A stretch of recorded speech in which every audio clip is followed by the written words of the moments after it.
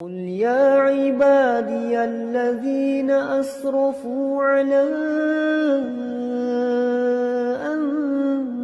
أنفسهم لا تقنطوا من رحمة الله. Sebuah masjid yang disebutkan oleh Allah Subhanahu wa taala di dalam Al-Quran, la masjidun ussisa 'ala taqwa, masjid yang fondasinya adalah iman dan takwa kepada Allah Subhanahu wa taala. Karena memang semua mereka yang datang ke kota Madinah dan duduk di dalam masjid Rasulullah sallallahu alaihi wasallam, maka mereka akan merasakan iman bertambah dan takwa juga bertambah kepada Allah Subhanahu wa taala.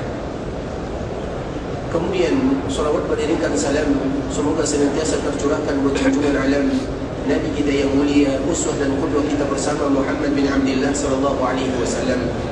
Di antara kewajiban yang tidak boleh kita lalaikan, bahkan terlewatkan, adalah senantiasa mengucapkan salam dan salawat kepada baginda Muhammad bin Abdullah sallallahu alaihi wasallam. Bahkan ada sebuah hadis yang itu merupakan bagian daripada ancaman. Nabi sallallahu alaihi wasallam menyebutkan, "Man nasiya salata alayya", barang siapa yang lupa mengucapkan salawat kepadaku, khati'a tariqal jannah, maka bisa jadi mereka salah melangkah menuju surga Allah Subhanahu wa taala. Karena kita tahu bahawa surga tidak akan pernah dibuka untuk selama-lamanya kecuali kepada seorang hamba yang bernama Muhammad bin Abdullah sallallahu alaihi wasallam. Karena salah satu penjaga surga disebut dengan khazin.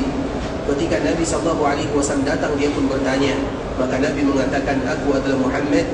Maka khazin ini mengatakan, "Bika umirtu", hanya kepadamulah aku diperintahkan oleh Allah Subhanahu wa taala untuk membukanya. Nah, di antara bentuk agar kita dekat dengan Nabi sallallahu alaihi wasallam adalah senantiasa mengucapkan salam dan salawat kepada Rasulullah sallallahu alaihi wasallam. Bukankah Nabi mengatakan, "Inna awlan nasi bi yaumil qiyamah aktsaruhum alayya salata", sesungguhnya mereka yang paling pantas terhadap diriku di hari kiamat adalah mereka yang paling banyak mengucapkan salawat kepada Rasulullah sallallahu alaihi wasallam. Allahumma salli ala Muhammad wa ala ali Muhammad kama sallaita ala Ibrahim wa ala ali Ibrahim innaka Hamidum Majid. Allahumma barik ala Muhammad wa ala.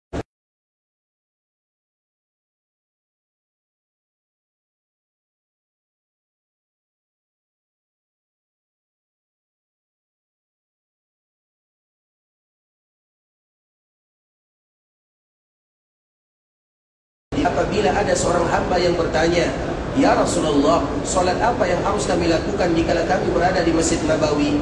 Maka Nabi sudah memberikan jawaban dari bahasa yang disebutkan oleh Nabi dengan kalimat salatun. Artinya semua salat yang kalian lakukan di dalam Masjid Nabawi termasuk hal yang akan diberikan kelipatan ganda atau digandakan pahalanya oleh Allah Subhanahu wa taala. Artinya ketika kaum muslimin mereka datang ke sini, semua solat yang mereka lakukan semuanya tanpa terkecuali satu solat pun akan dilipat gandakan pahalanya oleh Allah Subhanahu wa taala. Itulah makna daripada kalimat salatun. Kalimatnya nakirah, sifatnya umum, tidak ditentukan solat apa. Artinya semua solat yang dilakukan di dalam Masjid Nabawi maka akan dilipat gandakan pahalanya oleh Allah Subhanahu wa taala. Baik itu solat wajib ataupun salat sunat, baik itu salat sunat mutlak ataupun salat sunat muqayyad, semuanya masuk. Bahkan juga termasuk di dalamnya salat jenazah misalnya, itu juga disebut dengan salat. Pahalanya juga tidak akan sama. Ketika kita melakukannya di sini, pahalanya berlipat ganda dibandingkan dengan kita melakukan di tempat yang lainnya. Begitu juga dengan tarawih, begitu juga dengan tahajud, begitu juga dengan qiyam. Artinya ikhwatul Islam, semua salat yang dilakukan oleh kaum muslimin ketika mereka berada di dalam Masjid Nabawi maka akan dilipat gandakan pahalanya oleh Allah Subhanahu wa taala. Makanya Imam An-Nawawi rahimahullahu taala yang meninggal pada tahun 676 Hijriah menyebutkan, Nabi sallallahu alaihi wasallam mengatakan salatun seolah-olah mencakup semua salat yang dilakukan seorang hamba dikala mereka berada di dalamnya. Kemudian Nabi kembali mengatakan, salatun fi masjidi hada, barang siapa yang salat di dalam masjidku ini. Nabi sallallahu alaihi wasallam mengatakan di dalam masjid Nabi sallallahu alaihi wasallam. Artinya karena Masjid Nabawi berbeda dengan Masjid Haram yang ada di Mekah, dan di antara salah satu perbedaannya, salat yang ada di Masjid Nabawi khusus di bagian dalam masjid sahaja. solat di Masjid Nabawi itu khusus di bagian masjid saja atau Masjid Nabawi sahaja. Sedangkan Masjidil Haram yang ada di Mekah itu lebih luas cakupannya. Sedangkan Masjid Madinah itu yang disebut dengan Masjid Nabawi, maka itu pula lah yang akan diberikan kelipatan pahala oleh Allah Subhanahu wa taala. Dan kemarin kita telah sedikit menyinggung ikhwatul Islam bahawa Masjid Nabawi yang pertama kali melakukan perluasan untuk Masjid Nabawi, siapa yang pertama kali melakukannya? Yang pertama kali melakukan perluasan untuk Masjid Nabawi? Siapa yang tahu, angkat tangan? Umar. Yang lain? Nabi sallallahu alaihi wasallam. Dan ini selalu kita ulang ikhwatul Islam. Yang pertama kali melakukan perluasan untuk Masjid Nabawi adalah Nabi itu sendiri. Ketika setelah terjadi perang Khaybar. Kapan terjadi perang Khaybar? Ada yang ingat? Kapan terjadi perang Khaybar? Tahun kelima atau tahun keempat? Wahai orang-orang yang berpuasa, perang Khaybar terjadi pada tahun ke-7 Hijriah. Artinya pada tahun ini kaum muslimin jumlahnya sudah mulai banyak. Ketika jumlah kaum muslimin banyak, maka mereka tidak lagi muat di dalam Masjid Nabawi, sehingga masjid diperluas oleh Nabi yang pertama kali. Artinya seolah-olah Nabi memberikan isyarat siapapun yang datang setelah Nabi, kemudian mereka ingin memperluas Masjid Nabawi, seluas apapun yang ingin mereka lakukan. Dan kita tidak tahu, bisa jadi 100 tahun yang akan datang Masjid Nabawi ini itu 5 kilo panjangnya, kita tidak tahu. Nah, apabila dilakukan perluasan-perluasan semuanya itu di bagian atau disebut dengan Masjid Nabawi. Artinya apabila mereka solat di bagian Masjid Nabawi, walaupun itu bagian daripada perluasan, maka mereka dihitung orang yang solat di dalam Masjid Nabawi. Itulah maknanya yang ingin kita sampaikan. Karena Nabi yang pertama kali melakukannya. Sehingga Umar bin Khattab radhiyallahu ta'ala memberikan sebuah bahasa isyarat. Walaupun hadis ini dihukum lemah oleh sebagian para ulama mengatakan, kalau seandainya Masjid Nabawi ini diperluas sampai ke daerah Yaman sana, maka semuanya akan dihitung sebagai Masjid Nabawi. Artinya ikhwatul Islam, kita tidak mempermasalahkan mau mereka di dalam, mau mereka di luar. Yang penting apabila itu bagian daripada Masjid Nabawi atau perluasan Masjid Nabawi, semuanya dihitung sebagai Masjid Nabawi, tapi perluasan saja. Sedangkan bagian luar maka tidak lagi dihitung. Jadi tanah haram yang ada di Madinah tidak semuanya bagian daripada Masjid Nabawi, tapi bagian Masjid Nabawi kemudian perluasannya. Bagi mereka yang beribadah di sana, maka pahalanya akan dilipat gandakan oleh Allah Subhanahu wa taala. Itulah makna hadis masjidi hada, masjidku ini. Kemudian apa lagi kata Nabi? Khairun min alfi salah. Pahalanya lebih bagus daripada 1000. Makanya kita selalu mengatakan kalimat ini sama dengan firman Allah menunjukkan bagaimana kemuliaan Lailatul Qadar. Lailatul Qadar itu kemuliaannya khairun min alfi syahr. Apa artinya? Lebih baik daripada 1000 bulan. Bukan 1000 bulan, tapi lebih baik. Bisa jadi 2000 bulan, 3000 bulan, kita tidak tahu. Begitu juga dengan Masjid Nabawi, apabila kita salat di dalamnya lebih baik daripada 1000. Berapa lebih baiknya kita tidak pernah tahu. Dan itu tergantung bagaimana kekhusyukan, tumakninah, dan bagaimana kita mengerjakan ibadah kepada Allah Subhanahu wa taala. Kemudian itu adalah hadis Nabi sallallahu alaihi wasallam yang akan memberikan kepada kita motivasi. Artinya di antara ibadah yang paling mulia yang kita lakukan dikala kita berada di dalam kota Madinah, di Masjid Nabawi, adalah ibadah salat. Nah, ini merupakan kesempatan bagi kita bersama yang melaksanakan ibadah umrah ikhwatul Islam, atau dikala kita melakukan Ramadan dan kebetulan Ramadan kita berada di kota Madinah, atau Ramadan kita berada di tanah haram Makkah Al-Mukarramah. Dan kita selalu mengatakan, memberikan motivasi kepada kita bersama hadis Nabi sallallahu alaihi wasallam, barang siapa yang melakukan ibadah umrah di bulan Ramadan, maka pahalanya sama dengan orang yang melaksanakan ibadah haji. Di dalam riwayat yang lain Nabi mengatakan sama dengan orang yang haji bersamaku, kata Nabi. Artinya pahalanya banyak sekali. Dan kita harus tahu, pahala yang banyak tidak akan didapatkan dengan mudah. Makanya umrah yang paling berat kita melakukannya adalah umrah di bulan Ramadan. Bahkan itu sama nilainya atau sama beratnya dikala kita melakukan ibadah haji. Karena memang itu yang disebutkan oleh Nabi SAW. Karena pahalanya besar. Umrah yang dilakukan di bulan Ramadan itu pahalanya sama dengan haji, atau haji bersama Nabi. Artinya mendapatkan ini berat, Karena orang yang melaksanakan ibadah haji, tidak ada balasan yang paling pantas untuknya kecuali surga. Artinya kalau dia wafat, surga langsung untuk dirinya. Nah begitu juga kalau seandainya seseorang yang melakukan umrah di bulan Ramadan, begitu juga pahala yang akan dia dapatkan. Tapi tidak mudah tentunya untuk melakukannya. Makanya ibadah yang kita lakukan di bulan Ramadan itu berat dibandingkan dengan ibadah umrah di tempat yang lainnya. Nah kita kembalikan lagi ikhwatul Islam. Dan Alhamdulillah, salah satu ibadah yang dianjurkan bagi kita melakukannya adalah ibadah, terutama melakukan salat di Masjid Nabawi, Masjid Rasulullah SAW, terutama qiyam. Maka itulah yang kita kenal dengan qiyam Ramadan. Dan itulah yang disebutkan oleh Nabi SAW, man qama ramadhana imanan wa ihtisaban ghufira lahu ma taqaddama min dhanbihi. Barang siapa yang melakukan qiyam di bulan Ramadan karena iman dan takwa, iman dan penuh perhitungan, maka Allah akan ampunkan dosa-dosanya yang pernah ia lakukan. Artinya ikhwatul Islam, kalau masalah puasa kita telah membahas sedikit banyak, tinggal bagaimana kita membahas qiyam Ramadan. Arti qiyam itu ikhwatul Islam, qiyam itu diambil dari kata-kata qama. Qama itu artinya berdiri. Dan ibadah berdiri itu identik dengan melakukan ibadah salat. Makanya disebut dengan qiyam Ramadan. Arti daripada qiyam Ramadan itu adalah melakukan ibadah salat. Maknanya semua salat yang dilakukan di malam hari setelah kita berbuka, atau mulai dari kita berbuka sampai kita memulai berpuasa, maka semuanya disebut dengan qiyam Ramadan. Baik itu yang wajib ataupun yang sunat, semuanya disebut dengan qiyam. Kemudian qiyam ini ikhwatul Islam banyak macamnya. Bisa jadi qiyamnya hukumnya wajib seperti maghrib, isya dan subuh. Makanya sebahagian hadis Nabi SAW mengatakan motivasi bagi kita bersama disebut dengan qiyam. Barang siapa yang melakukan solat isya berjamaah bersama kaum muslimin, dan barang siapa yang melakukan solat subuh berjamaah bersama kaum muslimin, maka seolah-olah dia telah melakukan qiyam semalam suntuk.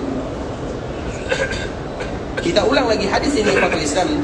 Ternyata qiyam itu banyak macamnya, dan salah satunya hadis Nabi yang sangat mulia.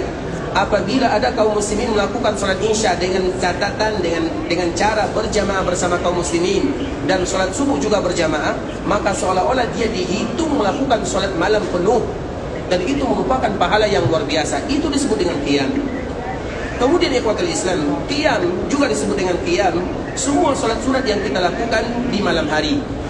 Dan malam hari itu biasanya kalau di bulan Ramadan kita kenal dengan yang namanya tarawih. Tarawih itu adalah bagian daripada qiyam. Kemudian juga dikenal dengan tahajud. Tahajud juga disebut dengan qiyam.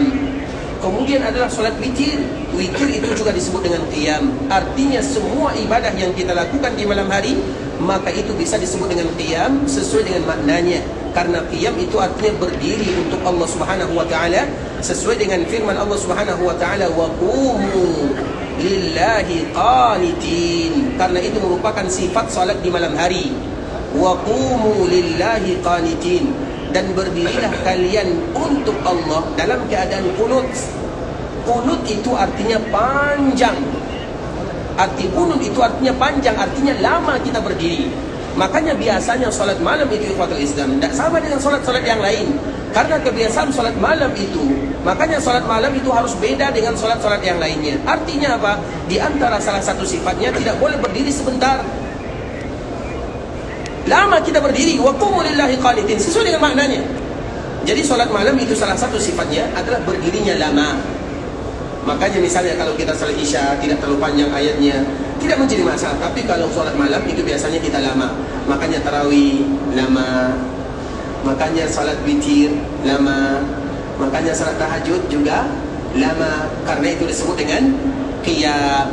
Bisa dipahami? Sehingga itu untuk melatih diri kita ikhwatul Islam. Karena orang yang sudah tertanam cinta di dalam hatinya untuk melakukan ibadah salat, maka mereka akan indah berlama-lama bermunajat kepada Allah Subhanahu wa taala. Dan itu tidak didapatkan kecuali mereka yang sudah ditanamkan cinta di dalam hatinya untuk beribadah kepada Allah. Dan orang yang paling kuat ibadahnya kepada Allah, terutama qiyamnya, adalah Rasulullah sallallahu alaihi wasallam. Makanya cerita yang pernah kita sampaikan di ikhwatul Islam kita ulang lagi agar kita tahu bagaimana qiyamnya Nabi. Kita tidak mungkin bisa melakukannya, tapi paling tidak mencontoh sedikit demi sedikit. Qiyamnya Rasulullah sallallahu alaihi wasallam. Pernah sahabat Abdullah bin Mas'ud atau Abdullah bin Abbas radhiyallahu taala anhuma ikut salat malam bersama Nabi. Kemudian dikala mereka salat malam bersama Nabi, maka Nabi pun salat mengawali dengan Al-Fatihah, kemudian melanjutkan dengan Al-Baqarah. Kemudian apa kata sahabat ini? Aku mengira sampai ayat 100 Nabi akan berhenti. Artinya 100 itu kebiasaan mereka. 100 ayat. Kalau bisa satu ayat ya. Artinya kebiasaan mereka 100 ayat. Berarti kebiasaannya 100 ayat. Kemudian ikhwatul Islam, dikala sampai ayat 100 surah Al-Baqarah, kalau ayat 100 itu sudah hampir 1 juz atau belum? Sedikit lagi. Karena 1 juz Al-Baqarah itu 141 atau 41. Artinya ikhwatul Islam, kemudian ternyata Nabi melanjutkan. Apa kata sahabat yang ikut salat bersama Nabi? Aku pun mengira kalau habis Al-Baqarah Nabi akan ruku.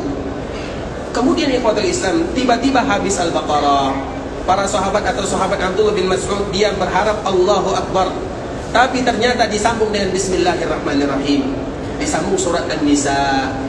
Kemudian dia kembali mengatakan, aku mengira kalau An-Nisa ini habis maka Nabi akan ruku. Ternyata disambung lagi dengan Ali Imran, karena dulu susunannya Al-Baqarah, An-Nisa, baru Ali Imran. Kalau sekarang Al-Baqarah, Ali Imran, An-Nisa. Kemudian selesai Ali Imran baru Nabi ruku. Artinya berapa juz Nabi SAW baca dalam satu rakaat? 5 juz. Makanya orang dulu ikhwatul Islam, mereka tidak pernah membedakan jumlah rakaat di dalam masalah salat. Karena orang yang jumlah, misalnya kita yang biasa kita bedakan, dan nanti akan kita bahas ikhwatul Islam. Biasanya yang kita bedakan, kita sibuk dengan yang 8, yang 20, kita sibuk melakukan itu. Atau kita sibuk mempermasalahkan yang ini. Yang 8 mengatakan yang 20 itu seperti ini, yang 20 mengatakan 8 itu seperti ini. Semuanya saling menghujat satu sama lain. Dulu, baik yang sholatnya 8 atau yang sholatnya 20, tidak menjadi masalah. Tapi mereka sama. Yang 8 selesainya juga hampir sahur, yang 20 selesainya juga hampir sahur. Kalau kita yang 8 jam berapa selesainya? Yang 20 jam berapa selesainya? Artinya ikhwatul Islam, ternyata bukan masalah jumlah. Ternyata adalah bagaimana kita kunutnya. Artinya kita bagaimana berdiri lama untuk Allah Subhanahu wa taala. Itulah yang disebut dengan qiyam Ramadan. Artinya ternyata qiyam Ramadan itu tidak semudah yang kita bayangkan. Qiyam Ramadan itu butuh latihan. Qiyam Ramadan itu adalah bagaimana kita berlama-lama dengan ayat-ayat Allah Subhanahu wa taala. Makanya bagi kita yang tidak hafal Al-Qur'an, boleh baginya untuk menengok Al-Qur'an. Tujuannya apa? Agar dia lama dan banyak membaca ayat-ayat Allah Subhanahu wa taala. Bisa dipahami? Itulah maknanya qiyam yang sesungguhnya. Makanya qiyam itu tidak lebih mudah dibandingkan dengan siyam. Sama-sama berat. Siyam itu berat, qiyam jauh lebih berat. Karena kita lama berdirinya untuk Allah Subhanahu wa ta'ala. Dan itu butuh latihan di ikhwatul Islam, agar kita tahu apa makna qiyam kepada Allah Subhanahu wa ta'ala, terutama di bulan Ramadan.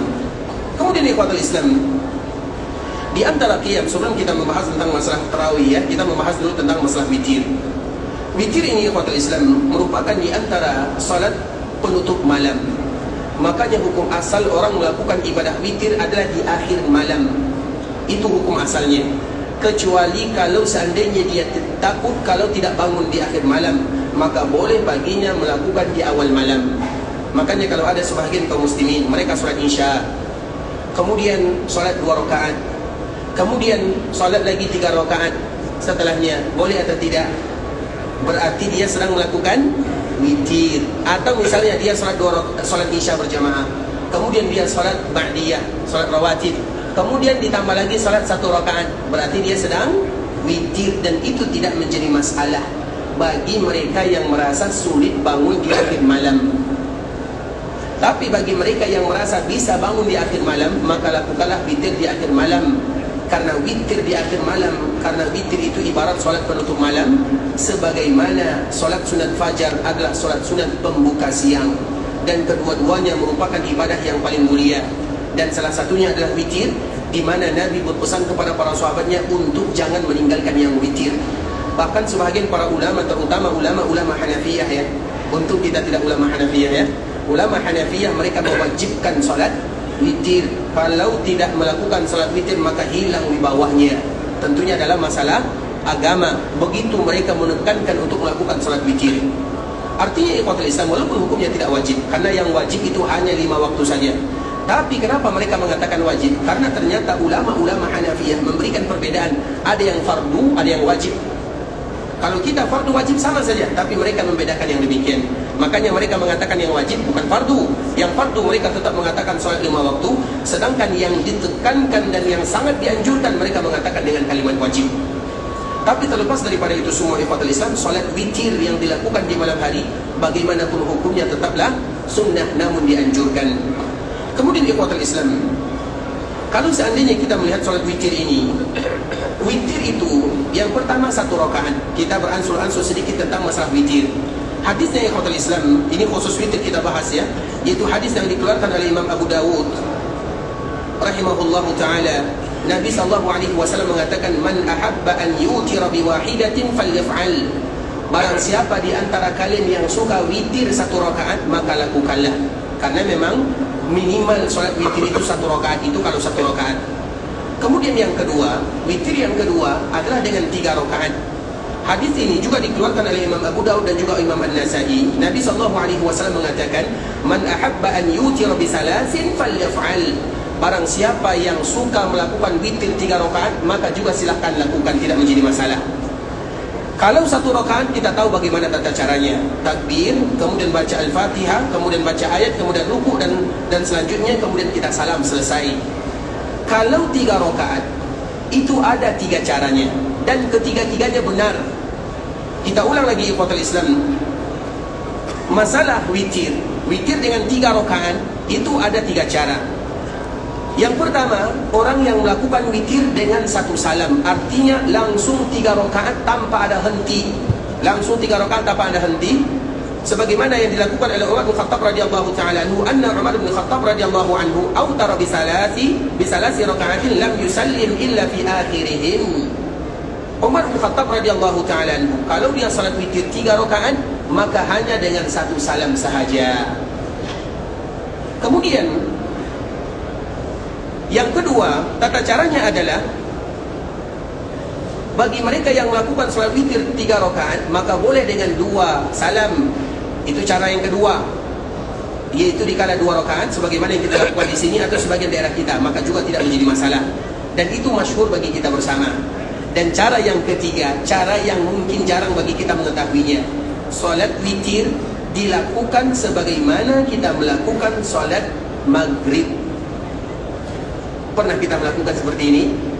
Jarang di antara kita yang melakukannya, tapi semuanya merupakan di antara bentuk yang dianjurkan dan disebutkan di dalam syariat Allah Subhanahu wa ta'ala. Itu cara witir kalau 3 rakaat. Kemudian ikhwatul Islam, kalau ada mereka yang witir 1 sudah, witir 3 rakaat selesai. Sekarang kita kembali kepada witir yang 5 rakaat. Karena witir itu minimalnya 1 rakaat, maksimalnya 11 rakaat, itu witir. Dan tadi kita sebutkan ikhwatul Islam, Nabi SAW tidak pernah meninggalkan witir. Kalau seandainya Nabi meninggalkan witir karena terlalu kelelahan, misalnya Nabi berperang di siang harinya sehingga Nabi betul-betul lelah, dan itu pernah terjadi kepada Nabi, atau Nabi sakit, Nabi juga pernah sakit. Kalau Nabi SAW tidak melakukan witir di malam hari, maka Nabi akan menggantinya di siang hari. Artinya saking ditekankan bagi kita untuk melaksanakan sholat witir ini. Nah, kalau seandainya kita ganti, bagaimana caranya? Caranya kalau witir yang dilakukan di malam hari 1 sampai 11, maka kalau ada di antara kita yang ingin menggantinya di siang hari karena ada alasan syar'i, maka dia melakukannya bukan lagi dengan witir 1, 3, 5, 7, enggak, tapi 2, 4, 6, 8, 10, 12. Itu perbedaan yang pertama. Perbedaan yang kedua, kalau witir di malam hari itu terkenal dengan kunutnya. Jadi kunut itu bukan hanya dikala kita melakukan bulan Ramadan. Kalau seandainya ada di antara kita yang witir sendirian di rumahnya, terutama di hari-hari biasa, maka silakan dia kunut dan berdoa kepada Allah Subhanahu wa ta'ala. Baik itu setelah dia ruku ataupun sebelum dia ruku, bebas, tidak menjadi masalah. Itu perbedaannya. Tapi kalau dia lakukan di siang hari, maka tidak ada kunutnya. Dua ini perbedaan antara witir di malam hari dengan witir di siang hari. Witir di siang hari ini disebut dengan witir di siang hari, sebenarnya adalah pengganti daripada di malam hari kalau kita lakukan di siang hari. Kemudian di ikhwatul Islam, kalau seandainya ada di antara kita yang witir 5 rakaat, makanya witir 5 rakaat 3, 5 ini juga jarang dilakukan oleh kaum muslimin. Makanya ibunda kita Aisyah, ini poin penting yang harus kita ketahui bersama ikhwatul Islam. Ibunda kita Aisyah mengatakan, Nabi SAW tidak pernah menambah salat malam lebih daripada 11 rakaat. Di dalam riwayat yang lain, Nabi SAW tidak pernah menambah salat malam lebih daripada 13 rakaat. Kalau Nabi 11 atau 13, bisa kita pahami? Itu jelas. Nabi SAW salat malamnya tidak pernah 20. Tapi yang 20 ini dilakukan di zaman setelahnya, yaitu di zaman Khulafaur Rasyidin, terkhusus di zaman Umar bin Khattab, dan semuanya boleh, tidak menjadi masalah. Karena Nabi pun memerintahkan kita untuk mengikuti mereka. Tapi kalau Nabi sendiri, Aisyah mengatakan tidak lebih daripada 11 atau tidak lebih daripada 13. Kenapa berbeda antara 11 dengan 13? Sebenarnya Nabi salat malam itu hanya 8. Nabi salat malam itu hanya 8. Yang berbeza itu adalah witirnya. Kalau jumlahnya 11, berarti witir Nabi hanya 3. Kalau 13, berarti witir Nabi adalah 5. Bisa dipahami sampai di sini? Itulah perbedaan hadis ibunda kita Aisyah radhiyallahu taala anha. Kemudian kalau ada di antara kita yang witir 5, bagaimana tata caranya? Tata caranya, yang pertama boleh dia dengan 2, karena hukum asal salat malam itu 2-2. Nabi SAW mengatakan dalam hadis yang dikeluarkan oleh Imam Bukhari, salatul laili masna masna, salat malam itu 2-2. Imam Ibnu Hajar, dikala dia mensyarah hadis ini, ditambah lagi dengan riwayat yang lain, wa salatun nahar, begitu juga dengan salat di siang hari. Artinya hukum asal suatu salat itu tidak boleh lebih daripada 2-2. Itu hukum asalnya. Ustaz, bagaimana kalau ada orang yang salat 4 rakaat sekaligus 1 salam?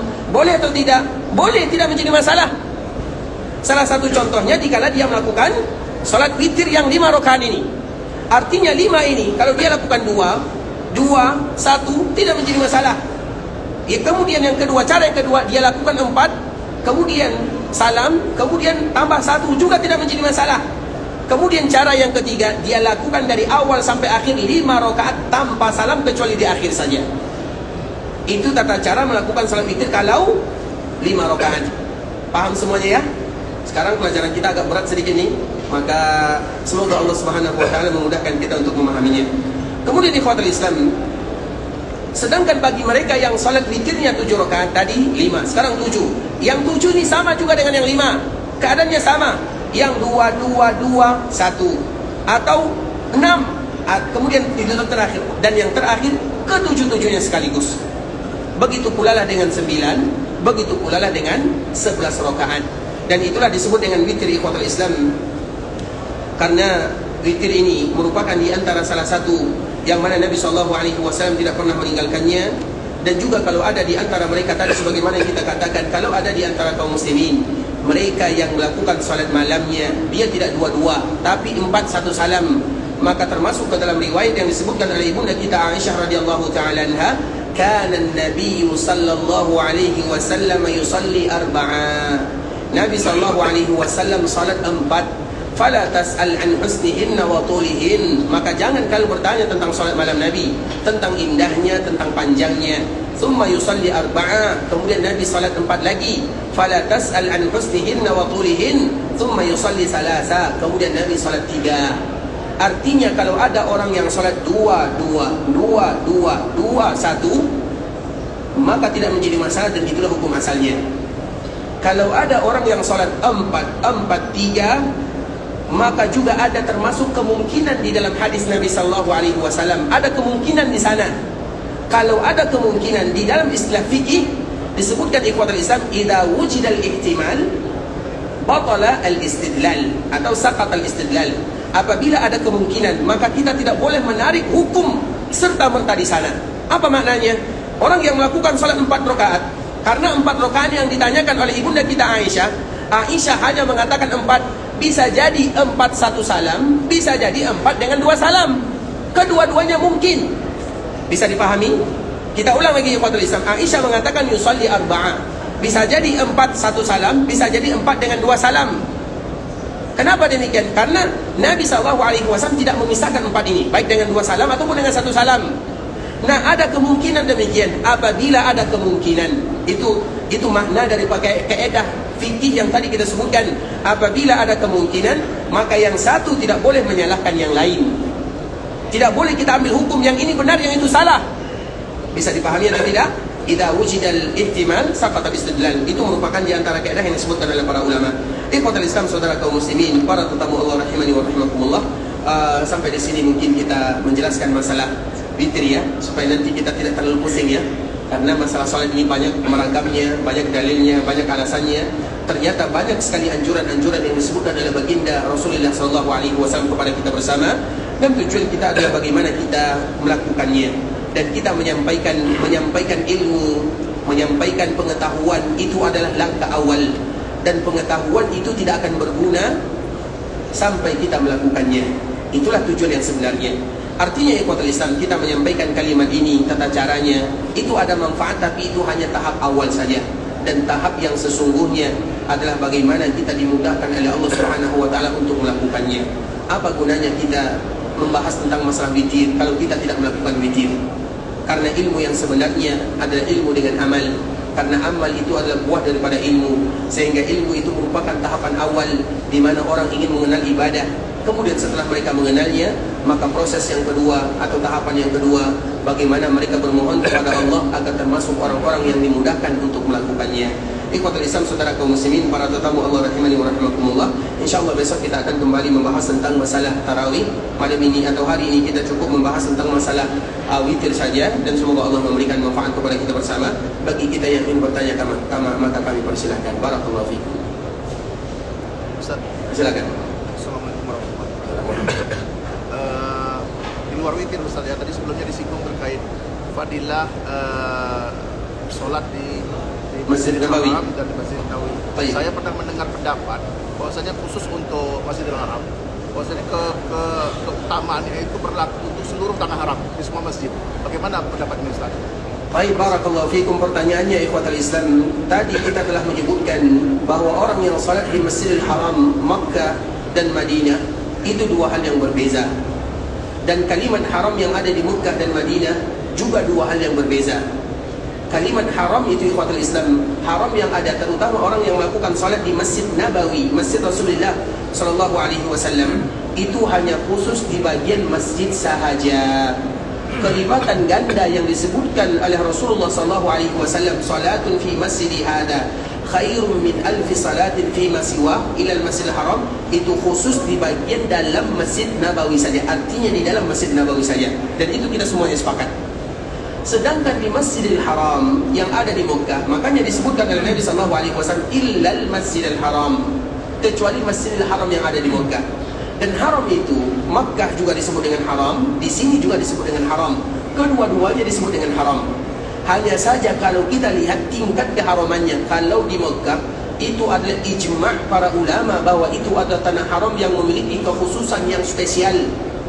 Sedangkan di Madinah para ulama tidak ijma', ada terjadi perbedaan di sana. Walaupun pada akhirnya di sini tetap disebut dengan tanah haram. Makanya kualitas haram di Mekah dengan kualitas haram di Madinah itu berbeza dan banyak perbezaannya. Dan kita harus mengetahui perbezaan yang demikian ikhwatul Islam agar kita tidak salah di dalam berkata-kata. Kadang-kadang kita kurang tahu tapi kita langsung memberikan hukuman terhadap Mekah dan Madinah. Dan salah satu perbezaannya kami mohon dimaafkan. Dan salah satu perbezaannya ikhwatul Islam, kalau di Mekah itu betul-betul tidak boleh masuk di dalamnya kecuali mereka-mereka yang beriman kepada Allah dan Rasulnya sahaja. Bisa dipahami? Makanya Allah mengatakan, ya ayyuhalladzina amanu innamal musyrikuuna najasun fala yaqrabul masjidal haram ba'da amim hada. Jangankan memasuki, mendekati saja tidak boleh. Siapa mereka? Yaitu orang-orang yang tidak beriman, musyrikun. Apabila disebut dengan musyrikun di dalam ayat, maka masuk semuanya. Karena apabila disebut dengan musyrikun, masuk di dalamnya al-kafirun. Apabila disebut dengan al-kafirun, tidak masuk al-musyrikun di dalamnya. Bisa dipahami? Paham atau tidak? Tidak paham kami ulang. Paham atau tidak? Ulang atau paham? Ulang. Baik. Apabila disebut dengan al-musyrikun, karena ini gaya bahasa yang dipakai oleh Allah Subhanahu wa taala dalam Al-Qur'an. Apabila disebut al-musyrikun, maka masuk di dalamnya al-kafirun. Tapi apabila disebut dengan al-kafirun, tidak masuk di dalamnya al-musyrikun. Apa maknanya? Karena orang-orang yang musyrik kepada Allah, maka pasti mereka kufur kepada Allah. Tapi orang yang kufur kepada Allah, belum tentu mereka musyrik kepada Allah Subhanahu wa ta'ala. Sudah paham atau belum? Sudah paham ya sedikit ya? Nah, kita contohkan lagi ikhwatul Islam. Orang yang melakukan kesyirikan, maka mereka melakukan kekufuran. Makanya orang-orang syirik itu mereka kufar atau tidak? Kufar, kita semua tahu. Tapi orang-orang kafirun, orang-orang kufar, orang-orang kafir kalau bahasa kitanya, tidak semua mereka musyrik. Musyrik itu artinya adalah orang yang beribadah kepada Allah dan mereka juga beribadah kepada selain Allah. Bisa dipahami? Itu disebut dengan kemusyrikan. Orang-orang Quraisy atau orang-orang jahiliyah, mereka beribadah tidak kepada Allah? Beribadah atau tidak? Siapa yang bisa jawab dan apa alasannya? Atau kita ini belakang pertama ya, silakan Pak. Mereka beribadah atau tidak? Beribadah kepada siapa? Apa buktinya mereka beribadah kepada Allah?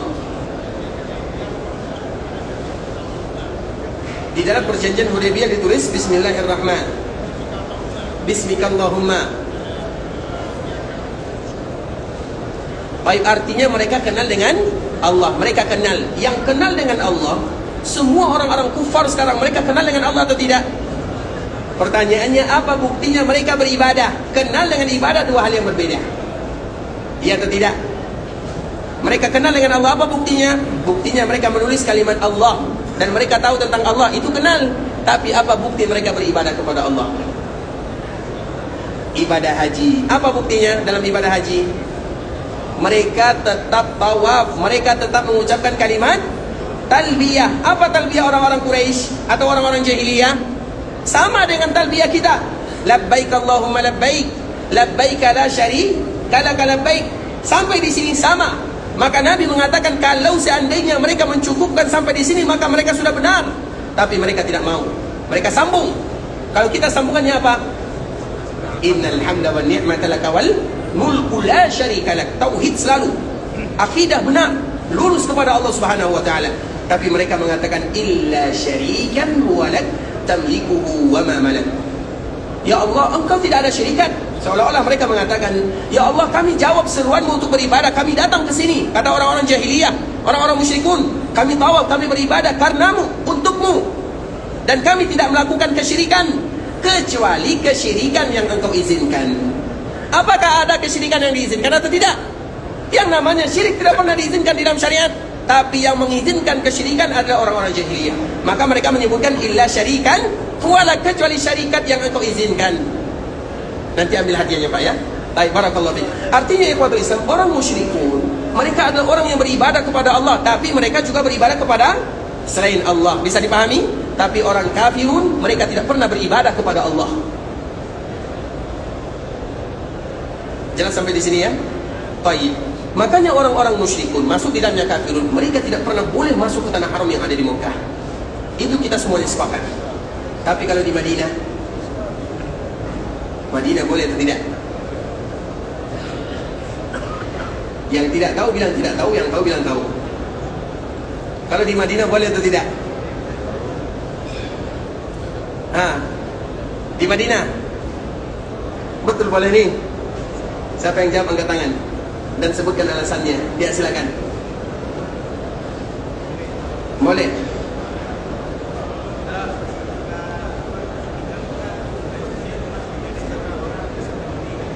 Karena baju ketika Nabi meninggal, bajunya masih digadai kepada orang Yahudi. Bisa jadi Yahudinya tinggal di luar Madinah.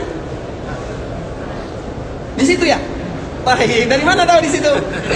Masya Allah, barakallahu fiik, Allah jazak khairan. Yang mengatakan tidak, siapa tadi? Silakan, tidak menjadi masalah. Ini ada dua ulama berbeda nih, silakan. Baik. Siapa mengatakan tidak? Silakan jawab, tidak menjadi masalah. Saya tadi. Tidak atau iya? Tidak. Kenapa tidak? Ini adalah masjid haram. Semua kita tahu ini Masjidil Haram. Semua kita tahu ini Masjidil Haram.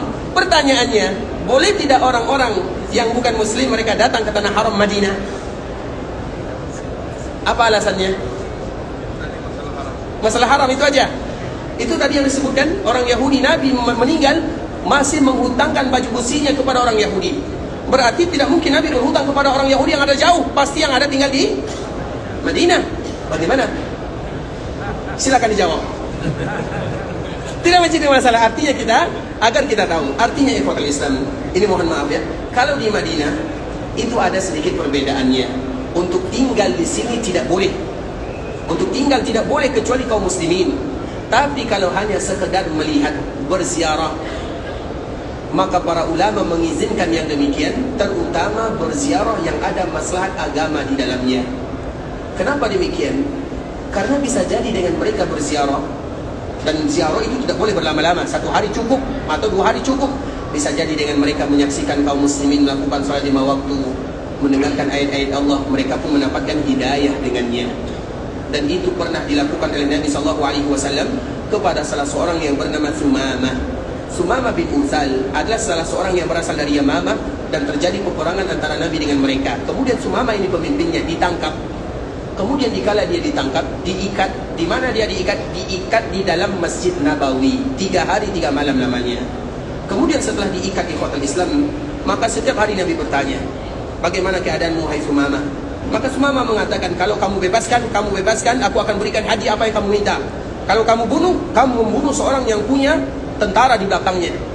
Nabi tidak melanjutkan pertanyaannya. Nabi salat. Hari kedua pertanyaan sama, jawaban juga sama. Hari ketiga pertanyaan sama, jawaban juga sama. Hari keempat apa kata Nabi? Aqliqu Sumamah, bebaskan Sumamah. Ketika Sumamah dibebaskan, dia pun keluar tanpa banyak bicara. Kemudian dia mandi. Kalau mandi biasanya tanda apa? Tanda masuk ke dalam agama. Kemudian dia pun datang kepada Nabi sambil mengatakan, ya Rasulullah, sesungguhnya tidak ada orang yang paling aku benci kecuali kamu. Tapi sekarang engkau adalah orang yang paling aku cintai. Tidak ada daerah yang paling aku benci kecuali daerahmu. Tapi sekarang daerahmu adalah daerah yang paling aku cintai. Tidak ada agama yang paling aku benci kecuali agamamu. Tapi agamamu sekarang adalah agama yang paling aku cintai. Dia pun kembali mengucapkan, Asyhadu an la ilaha illallah wa asyhadu anna Muhammad Rasulullah. Kenapa Nabi mengikatnya 3 hari di dalam Masjid Nabawi? Dalam 3 hari ini dia melihat Nabi salat, mendengarkan bacaan yang begitu indah, menyejukkan jiwa dan raga. Dalam 3 hari ini dia menyaksikan bagaimana kaum muslimin mereka bermunajat, memohon kepada Allah Subhanahu wa taala. Cukup 3 hari bagi Sumamah, pemimpin orang-orang kufar, masuk ke dalam agama Islam, dan dia menjadi bentengnya, dan dia menjadi garis terdepannya kaum muslimin untuk membela Nabi SAW.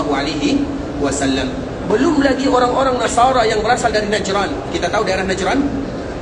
Najran itu sekarang perbatasan dengan Yaman. Najran, di sana adalah orang-orang Nasara. Mereka datang ke kota Madinah ingin berdebat dengan Nabi SAW. Nabi mengusir mereka atau tidak? Bisa dipahami? Artinya untuk sekedar datang, bisa jadi mereka sedang mengejar hidayah. Kita doakan mereka, semoga mereka mendapatkan hidayah. Tapi kalau untuk tinggal, maka tidak boleh untuk selama-lamanya. Karena Nabi mengatakan tidak boleh ada di sini di Mekah Madinah 2 agama yang hidup di dalamnya. Nabi SAW melarang. Jelas Pak? Siap ya, Masya Allah, semoga memberikan manfaatnya. Itu perbedaan yang pertama. Perbedaan yang kedua, kembali kepada pertanyaan. Salah satu perbedaan yang kedua untuk Mekah Al-Mukarramah. Untuk Mekah Al-Mukarramah, itu salat di dalamnya tidak sama dengan salat di dalam Masjid Nabawi saja. Kalau di Masjid Nabawi khusus masjidnya, kalau di Mekah tidak. Karena para ulama berbeda. Masjidil Haram itu yang bagian mana? Masjidil Haram yang ada di Mekah. Kita sebutkan firman Allah Subhanahu wa taala, Ya ayyuhalladzina amanu innamal musyrikuuna najasun fala yaqrabul masjidal haram ba'da 'amihim hada. Ayat ini berada di dalam surat At-Taubah. Surat At-Taubah ini ikhwatul Islam adalah satu-satunya surat yang tidak diawali dengan basmalah. Kalau kita lihat di dalam Al-Quran ada surat yang tidak diawali dengan basmalah, itulah surat Taubah. Karena surat Taubah ini adalah surat di mana Allah memutuskan hubungan dengan semuanya kecuali kepada orang-orang mukmin. Sehingga tidak pantas diawali dengan bismillah. Bisa dipahami? Jadi ada satu surat dalam Al-Quran tidak diawali dengan basmalah. Salah satu alasannya karena ini pemutusan hubungan. Bismillahirrahmanirrahim artinya Allah yang maha pengasih, maha penyayang. Kemudian tiba-tiba Allah memutuskan hubungannya dengan orang lain atau dengan hambanya. Nggak pas, nggak nyambung. Sehingga salah satu, sebagian para ulama mengatakan itulah salah satu alasannya. Nah, di antara salah satu bentuk Allah memutuskan hubungan, ayat yang luar biasa ini. Ayat ini turun, surat ini turun pada tahun ke-9 Hijriah, di mana ibadah haji diwajibkan. Kemarin kita menyebutkan haji diwajibkan kepada kaum muslimin tahun berapa? Tahun 9 Hijriah. namun Nabi baru melaksanakan ibadah haji 1 tahun berikutnya. Kemudian ikhwatul Islam, pada tahun ini Nabi tidak berhaji karena masih banyak orang musyrikun yang berhaji. Sampai Ali bin Abi Thalib diperintahkan untuk membacakan ayat ini kepada orang-orang musyrikun. Apa artinya? Ya ayyuhalladzina amanu, wahai orang-orang yang beriman, sesungguhnya orang-orang musyrikun itu adalah najas. Najas itu artinya akidah dan keyakinannya salah, bukan zatnya. Karena ada najisun, ada najasun. Kalau najisun, zatnya yang najis, kotoran itu najis namanya, bukan najas. Kalau najas itu yang salah adalah iman, akidahnya yang salah, dan itulah orang-orang musyrikun. Maka Allah menyebutkan orang-orang musyrikun najas. Fala yaqrabul Masjidil Haram, jangan mereka mendekati Masjidil Haram setelah tahun ini. Tahun ini tahun berapa tadi? Tahun 9. Berarti tahun ke-10 ada lagi tidak orang-orang musyrikun di Mekah? Tidak ada. Dikala orang musyrikun tidak ada di Mekah, baru Nabi melakukan ibadah haji di sana. Baik, sekarang kita bahas orang-orang musyrikun. Kita sepakat bahwa mereka tidak boleh masuk ke Masjidil Haram, itu ayatnya. Fala yaqrabul Masjidil Haram, jangan mereka mendekati Masjidil Haram. Kami ingin kita bersama memahami ayat ini, ikhwatul Islam. Baik. Orang musyrikun mereka tidak boleh masuk ke Masjidil Haram, atau mereka tidak boleh masuk ke dalam tanah haram. Yang mana? Yang mana satu? Kita ulang lagi. Kita berbicara tentang Makkah Al-Mukarramah, bukan Madinah. Madinah sudah selesai. Sekarang sedang Makkah. Ayatnya berbunyi, ya ayyuhalladzina amanu innamal musyrikuna najasun fala yaqrabul masjidal harama ba'da 'amihim hadza. Jangan mereka mendekati Masjidil Haram setelah tahun ini. Pertanyaannya, orang-orang musyrikun, orang-orang yang tidak beriman, mereka di Mekah tidak boleh masuk masjidnya atau tidak boleh masuk tanah haramnya? Tanah haram, betul Pak? Allah mengatakan Masjidil Haram, fala yaqrabul Masjidil Haram. Bapak mengatakan tanah haram. Yang mana? Kita selesaikan Bapak dulu, insya Allah. Silakan. Yang mana Pak? Tidak menjadi masalah, silakan. Yang mana? Tanah haramnya atau Masjidil Haramnya? Tanah haram, kenapa? Only Muslim, Pak. Hah? Di situ ada batas, hanya Muslim yang boleh menempati. Baik, yang lain alasannya? Jangan mendekati. Yang lain? Artinya, maknanya kita tarik. Berarti semua, kita tahu semuanya. Orang musyrikun mereka tidak boleh masuk ke dalam batasan haram, bukan masjid saja.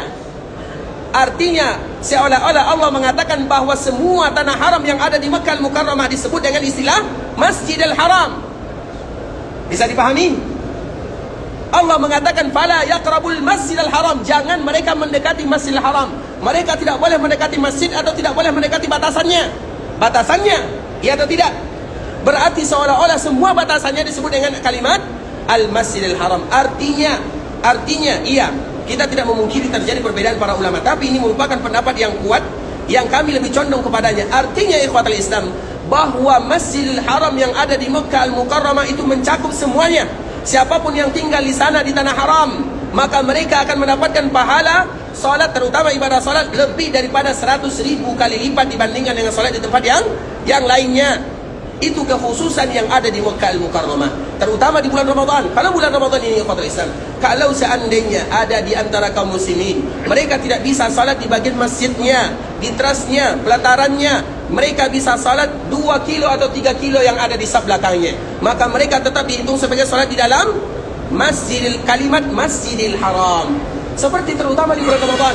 Bulan Ramadan ini ikhwatul Islam, apalagi 10 malam terakhir, itu safnya sampai 4 kilo panjangnya. 4 kilo, di mana kita akan masuk? Artinya karena kaum muslimin mereka menginginkan semuanya. Nah, semuanya itu ikhwatul Islam disebut dengan kalimat Al-Masjidil Haram. Dan itu merupakan kemuliaan bagi mereka-mereka yang ada di Mekah. Makanya kalau kita tinggal jauh dari Masjidil Haram, misalnya 7 kilo, selama kita berada di dalam batasan haram, maka kita masih berharap bahwa semuanya disebut dengan kalimat Al-Masjidil Haram, walaupun tidak sama. Orang yang pergi ke masjidnya, kebangunannya tidak akan sama mereka yang sholat di ujung sana. Tapi kita tetap berharap pahala yang disebutkan oleh Allah Subhanahu wa taala di dalam ayat ini sesuai dengan firman Allah yang tadi telah kita sebutkan. Jelas Pak ya? Nanti ambil hadiahnya Pak ya. Sudah 2 ya, Bapak yang di belakang 1 sama yang ada lagi yang bertanya, kami persilakan barakallahu fiik. Yang di depan pertama, silakan. Silakan. Assalamualaikum warahmatullahi wabarakatuh. Salam. Sebaik-baik sang perempuan adalah di belakang. Makna ini menimbulkan perbedaan yang bagi perempuan sebagian dia pertama masuk langsung mengambil saf sebelah belakang. Tolong jelaskan. Barakallahu fikum. Sebenarnya mudah saja. Yang perempuan itu mana yang bagus dia salat? Yang pakai saf atau yang tidak pakai saf? Ini pertanyaannya apa? Baik, jawab dulu pertanyaan ini. Yang perempuan itu bagus salatnya yang pakai saf atau yang tidak pakai saf? Tidak pakai saf. Artinya apa?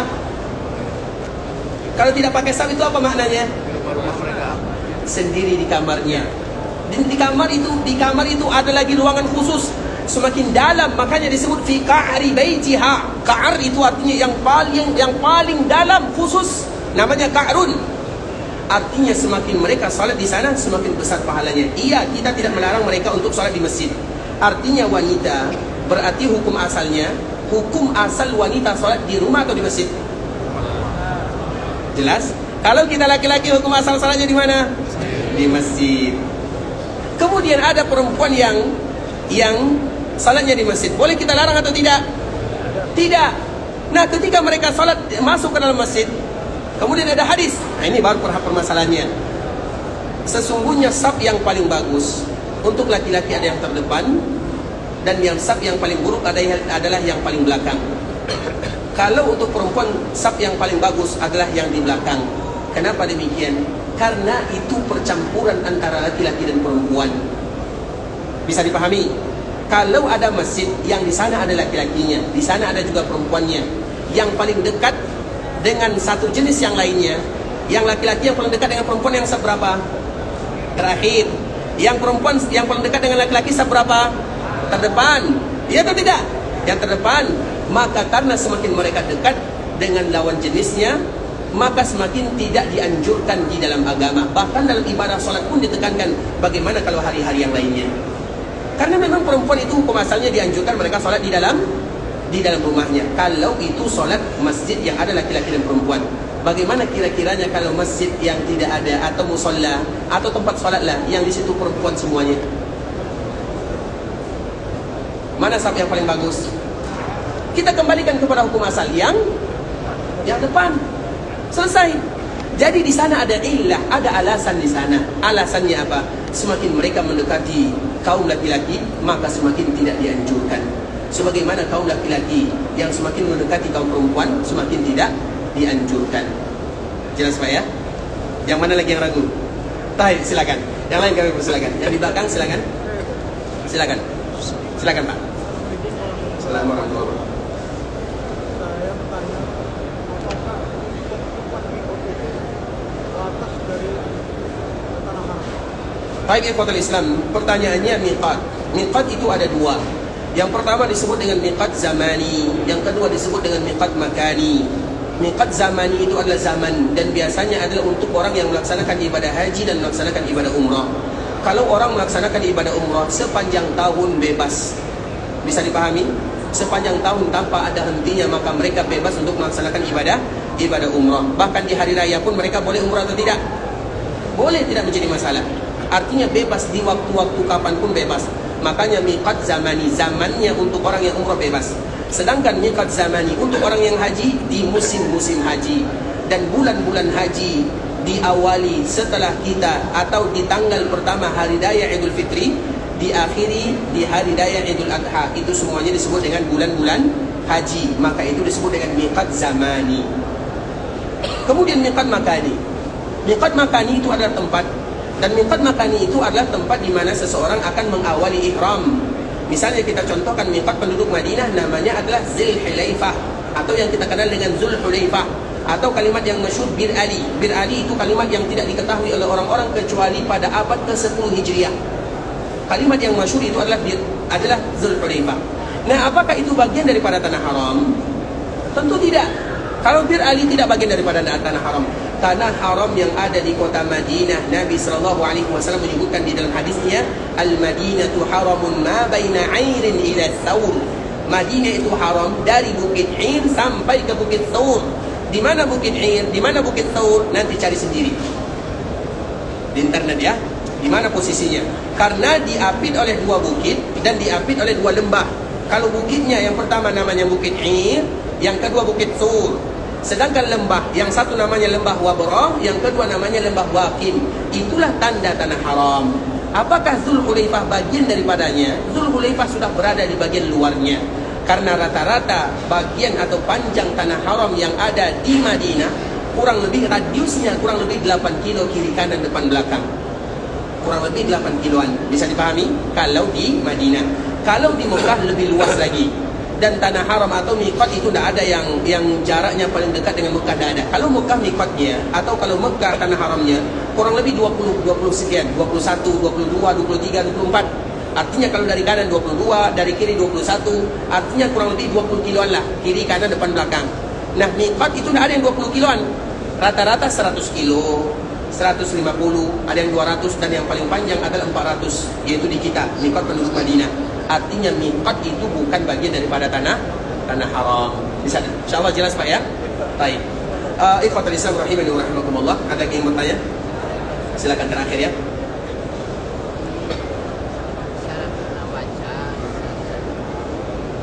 Apakah ini hadis atau bukan? Maka bertanya ini tentang Siti Aisyah kepada Rasulullah. Apa? Bertanya Siti Aisyah. Siti Aisyah kepada Rasulullah sallallahu alaihi wasallam. Artinya roa itu in alim itu ayya lailatul qadri ma'qul. Maksudnya adalah ketika saya salat tarawih di malam hari, perasaan saya enak seperti saya mendapatkan Lailatul Qadar. Iya. Nah, apakah apa seharusnya saya baca? Kemudian Rasulullah katakan bacalah 2 rakaat atau 4 rakaat. Allahumma innaka afuwwun anna. Apakah pertanyaan itu apa itu hadis atau bukan? Baik, barakallahu fikum. Di dalam sebuah riwayat ikhwatul Islam, di dalam hadis dijelaskan, tapi rakaatnya saya tidak tahu ya. Aisyah hanya bertanya kepada Nabi sallallahu alaihi wasallam, "Ya Rasulullah, kalau seandainya aku mendapatkan malam Lailatul Qadar, apa kalimat yang paling bagus aku ucapkan?" Maka Nabi mengajarkan, maka ucapkanlah Allahumma innaka afuwun. Tidak ada kalimat karimnya. Bisa dipahami di dalam riwayat, maka nanti kita lihat di dalam riwayat tidak ada kalimat karimnya. Kalau kita tambah karim, betul atau salah? Betul atau salah? Apa jawabannya? Allahumma innaka afuwun karim. Betul atau salah? Betul. Nabi mengatakan Allahumma innaka afuwun. Kita tambah karim. Mana yang bagus? Kita tidak berani mengatakan salah, tapi kita tidak mau keluar dari apa doa yang diajarkan oleh Nabi yang mulia. Bisa dipahami? Mengatakan salah berat, tapi menambahnya juga berat. Kenapa berat? Berarti seolah-olah Nabi kurang menambahnya. Bisa dipahami? Kalau bagus secara makna ya, tentu Nabi sudah mengatakannya. Makanya di dalam riwayat ikhwatul Islam, riwayatnya hadisnya Allahumma innaka afuwun tuhibbul afwa fa'fu anni atau fa'fu anna. Kalau ada yang mengatakan Allahumma innaka afuwun karim, kalimat karimnya itu tidak ada di dalam hadisnya.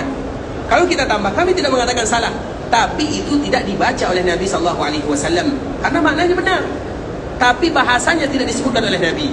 Dan tentunya kita tidak mungkin mengatakan kalimat yang tidak dikatakan oleh Nabi sallallahu alaihi wasallam. Artinya ikhwatul Islam, ibunda kita Aisyah bertanya kepada Nabi sallallahu alaihi wasallam, "Ya Rasulullah, kalau aku mendapatkan malam Lailatul Qadar," karena Nabi menyebutkan sifatnya. Dan malam Lailatul Qadar itu nanti akan kita bahas pada pembahasannya. Karena pembahasannya itu biasanya 10 malam terakhir ya. Sekarang kan masih tanggal 8 ya. Artinya masih lama pembahasannya.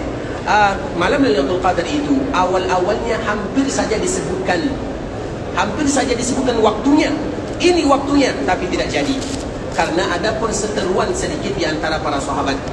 Maka gara-gara itulah Nabi mengatakan Allah hampir saja menyebutkan kepada kami waktunya, tapi gara-gara ini tidak jadi disebutkan. Allah hanya menyebutkan sifat dan ciri-cirinya serta sedikit tanda-tandanya, sedikit saja. Kemudian Aisyah bertanya, "Ya Rasulullah, kalau aku mendapatkan malam Lailatul Qadar, kenapa mereka berani bertanya demikian?" Karena mereka memastikan bahwa diri mereka beribadah, 10 malam terakhir mereka beribadah. Makanya ikhwatul Islam, ini sekedar contoh saja ya. Di sini, di daerah sini, kalau sudah bulan Ramadan, itu yang malam jadi siang, yang siang jadi malam. Bisa dipahami? Bagi mereka yang tinggal di sini, kita sebahagian ya, kalau terutama kami, yang siang jadi malam, yang malam jadi siang.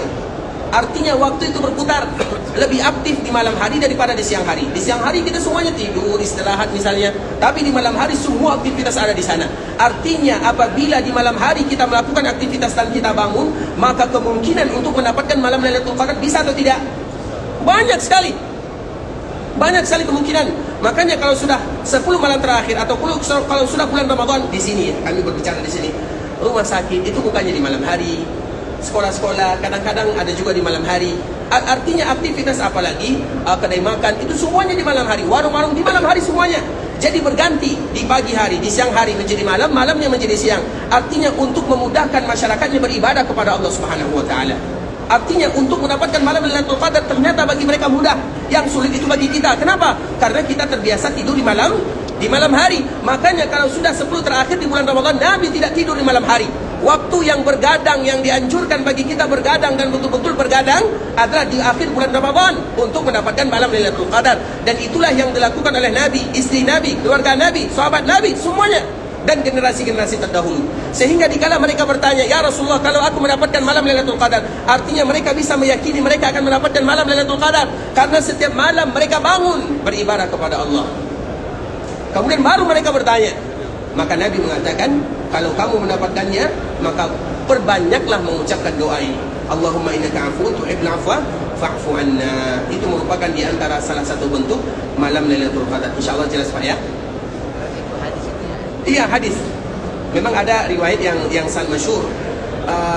Bapak sampai di kapan di sini? Sampai 10 terakhir Ramadan? 20 Ramadan di Madinah. Berarti tidak sampai 10 terakhir Ramadan di Madinah ya? Nah, berarti nanti baca sendiri lagi ya. Baik, masalah hadisnya. Baik, ikhwatul Islam, saudara kaum muslimin rahimani wa rahimakumullah. Sampai di sini pembahasan yang bisa kami jelaskan.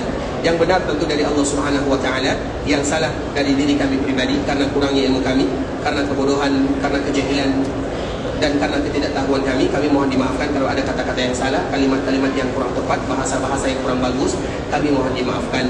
Dan kita berharap kepada Allah Subhanahu wa taala agar ibadah puasa ini betul-betul bisa mengantarkan kita ke dalam surga Allah Subhanahu wa taala. Sebagaimana kita juga bermohon kepada Allah agar Allah قل يا عبادي الذين أسرفوا على أنفسهم لا تقنطوا من رحمة الله